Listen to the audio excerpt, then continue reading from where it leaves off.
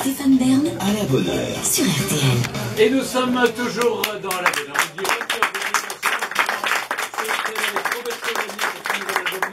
C'est un opéra qui sort chez Deutsche Grammophon, quand même le label de prestige de l'opéra, et lui-même est le label de prestige de cette émission, c'est Patrice Carmouze. On peut jouer avec tout, on peut même jouer avec la Grande Guerre, parce qu'il y a un jeu qui s'appelle le défi de la Grande Guerre. Ah oui, il y a 100 ans, le début de la Grande Guerre. Et qui est tiré de la série qui avait fait avec France 2 de Daniel Costel, Apocalypse. Oui. Alors il y a des questions, il y a juste un jeu, vous pouvez jouer, on va jouer. Alors Juliette est très forte, parce qu'elle donne les réponses aux questions avant même qu'on lui demande. Et même quand elle ne connaît pas la réponse. Et elle ne sait absolument pas de quoi elle parle. Mais ça lui vient, on dirait Bernadette Soubirous. Juliette a appelé RTL d'ailleurs.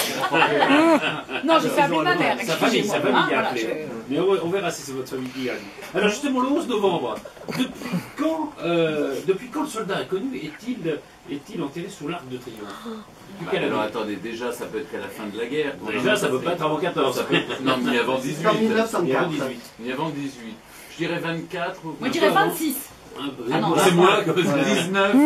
C'est plus 20. C'est 20. Et alors, justement, donc on ranime la flamme. Est-ce qu'on la ranime tous les 11 novembre, une fois par mois ou tous les soirs? Tous les soirs. À 18h30. 18h30, exactement. On dirait que c'est Stéphane. C'est tellement. Oui, moi je le fais. Il y a régulièrement des gens qui sont interpellés pour faire n'importe quoi avec cette flamme, qui font des barbecues. Oui, absolument.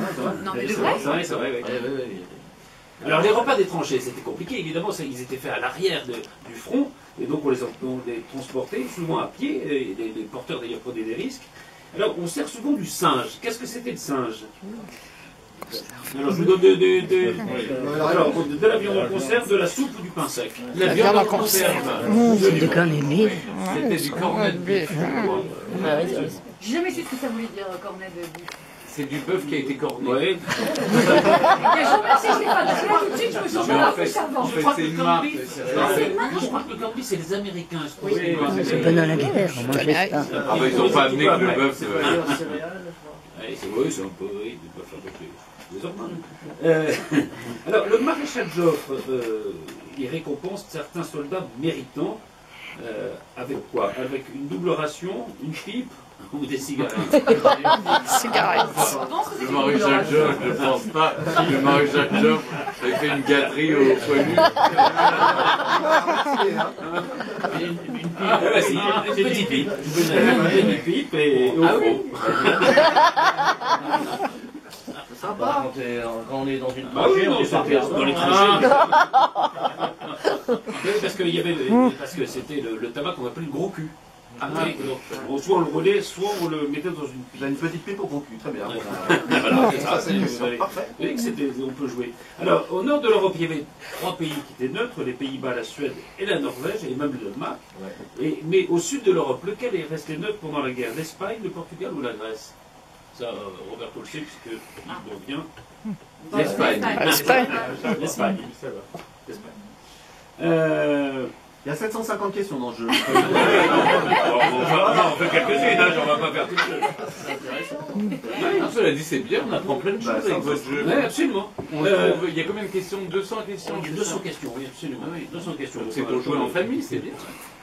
Vous connaissez le Manfred von Richthofen, qui était le baron rouge, qui est le héros de l'invasion allemande. Ah mais c'est celui de la chanson? Ah non, c'est pas ça. C'était un soir de la bataille de Richthofen. Ah non, c'est la bataille de Richthofen. Ah, d'accord, rien à voir. Très bien. Je reprends ce que j'ai dit. On peut pas avoir la chance sur toutes les questions, je dis. Non, voilà. Alors, elle tente des choses. Je tente des choses, exactement. C'est bien.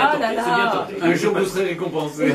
Et de Richthofen, c'est pas le même endroit, c'est pas la même époque. Et alors, il a battu 80 avions, et alors pour chaque avion abattu, il faisait graver la date et le type de l'appareil sur quoi? Sur une plaque en or, sur une carafe en cristal ou sur une coupe en argent? Une coupe en argent, c'est plus facile. Carafe en cristal, allez. Allez, c'est offert par le maison. Et non, c'était la coupe en argent. La coupe en argent, Juliette a fait une bonne réponse. Bravo Juliette. Un jeu original et des questions pour tous, 200 questions, et j'ai tiré donc l'Apocalypse qui était cette série merveilleuse sur France 2. Parfait, merci beaucoup Patrice. On va écouter Lilywood and the Tricks, Prayer in Sea.